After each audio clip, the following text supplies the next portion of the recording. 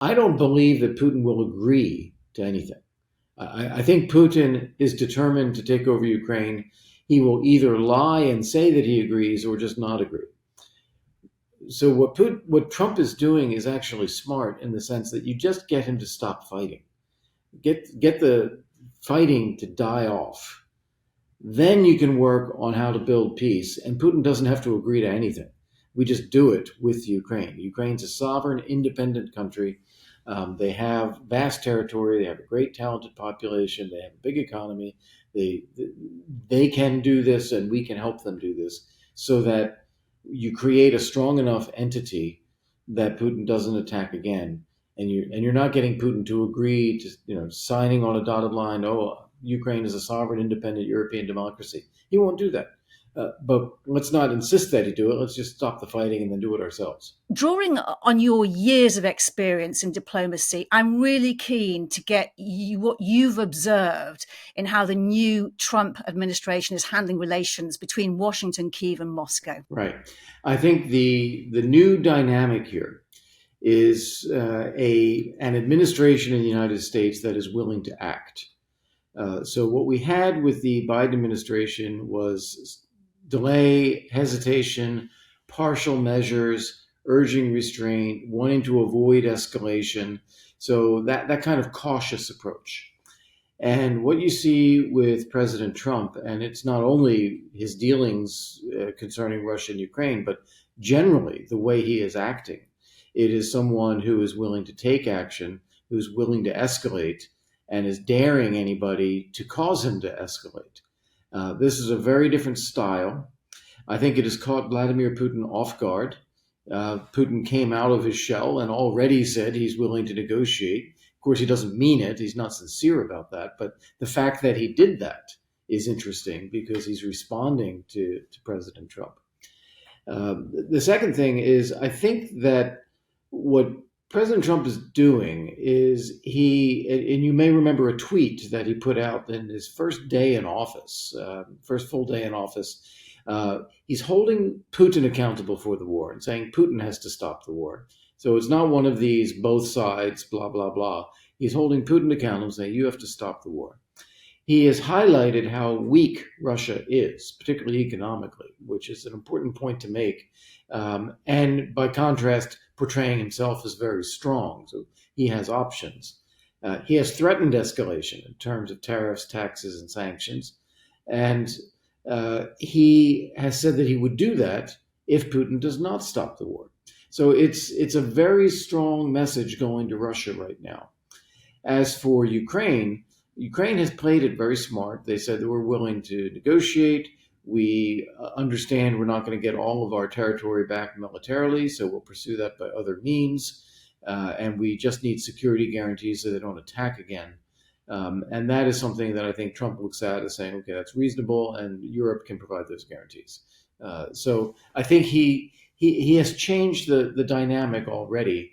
And I do expect that this is going to play out in a few fashions more later this year. And what do you think the reality is at the moment of any progress towards any negotiations to end the war? Because President Zelenskyy continues to reiterate that he's ready so long as sovereignty is preserved. But Moscow isn't serious, according to many among the British Foreign Secretaries, one of those who was in Kyiv, who said so himself. What do you think the reality is of any progress? Yeah. So, and this is the key. It's not about convincing Ukraine. It's about convincing Putin that he needs to stop the war.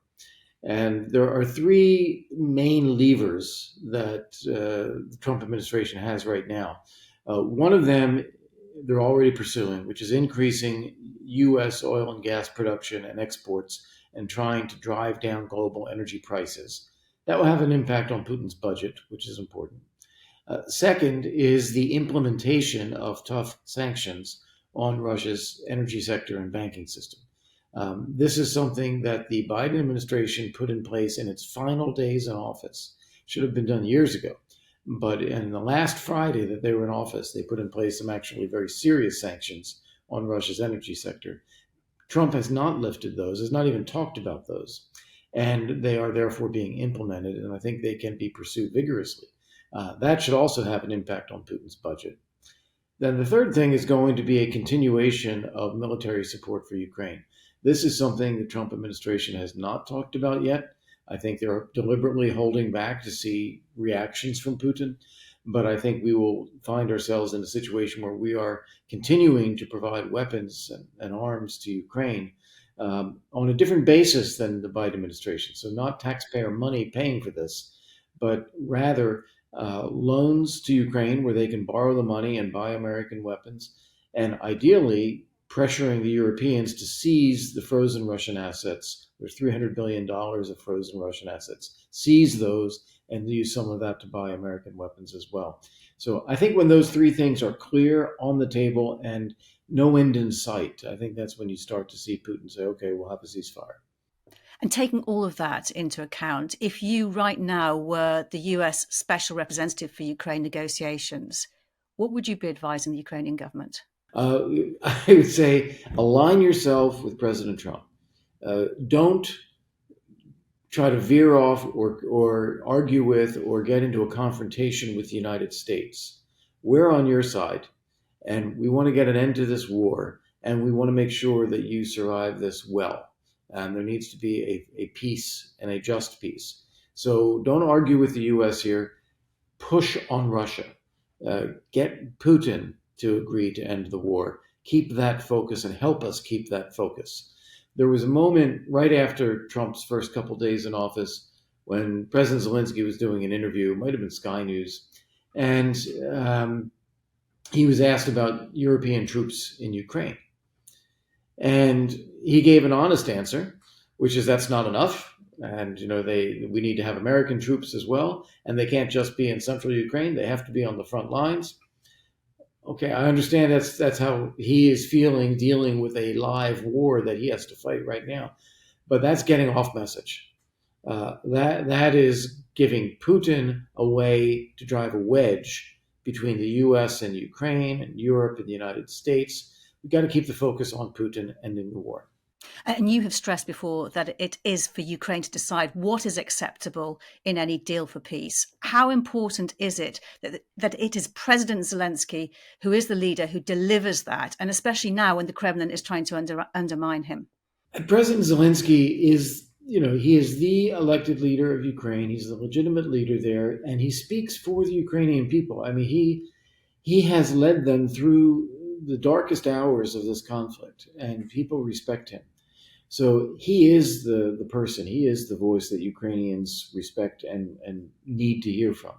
It is essential that he be the one to say, we have to do this. Now, that being said, he has already done this. And he said back in December, look, we recognize we're not going to take all the territory back militarily.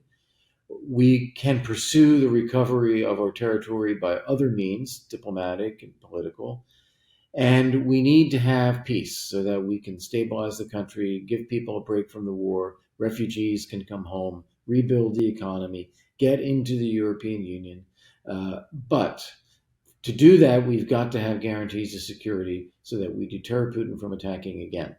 And I think that formula, the way he described that, is something the majority of Ukrainians fully support. They think that it's time to do that. And is it possible? It is possible if you get Putin to stop fighting. And this is an important point. So thanks for bringing that up, Kate. I don't believe that Putin will agree to anything. I think Putin is determined to take over Ukraine. He will either lie and say that he agrees or just not agree. So what Trump is doing is actually smart in the sense that you just get him to stop fighting. Get the fighting to die off. Then you can work on how to build peace. And Putin doesn't have to agree to anything. We just do it with Ukraine. Ukraine's a sovereign, independent country. They have vast territory. They have a great, talented population. They have a big economy. They can do this, and we can help them do this so that you create a strong enough entity that Putin doesn't attack again. And you're not getting Putin to agree to, signing on a dotted line, Ukraine is a sovereign, independent European democracy. He won't do that. But let's not insist that he do it. Let's just stop the fighting and then do it ourselves. A lot can happen between now and the next NATO summit, which is in June. And we often talk about Ukraine wanting a future in NATO. But what does NATO's future look like if Ukraine's isn't secured? Very good question as well. I don't believe that we will have a permanent and reliable peace in Europe until Ukraine is in NATO. That is the one thing that successfully deters Putin. And he wants to take back territory that used to belong to Russia, which includes not only Ukraine, but other countries in Europe as well. And so I think we have a real problem until Ukraine is in NATO and we build a real, strong defense system against Russian aggression. So that's where I think this has to go. I don't believe we will get this done by June. I think where we will be is getting a ceasefire in Ukraine, strengthening NATO as it is without Ukraine as a member, including countries raising their defense spending targets, forward deploying forces, developing more rapid response forces, and security guarantees, including the possibility of a troop presence in Ukraine. I think that's as far as we're going to get this year. But we shouldn't just then rest on our laurels and focus on Asia. We are going to have to do more in Europe after that, and I think getting Ukraine stabilized fully into the EU and into NATO is essential. And if you got that done, it'd be a good start, wouldn't it? Yeah. Oh yeah. Yeah. It's a good start. I think a ceasefire and an end to the fighting is going to be likely this year and a very good start. But we have to remember that nothing's ever over. You have to keep working. Kurt Volker, great to speak to you. Thank you for your time. It's a pleasure. Thank you. You've been watching Frontline for Times Radio with me, Kate Chabot. If you'd like to be the first to get exclusive content, you can sign up for membership with the link below. You can also listen to Times Radio for the latest news or read it on thetimes.com. My thanks to our producer today, Louis Sykes, and to you for watching. Bye for now.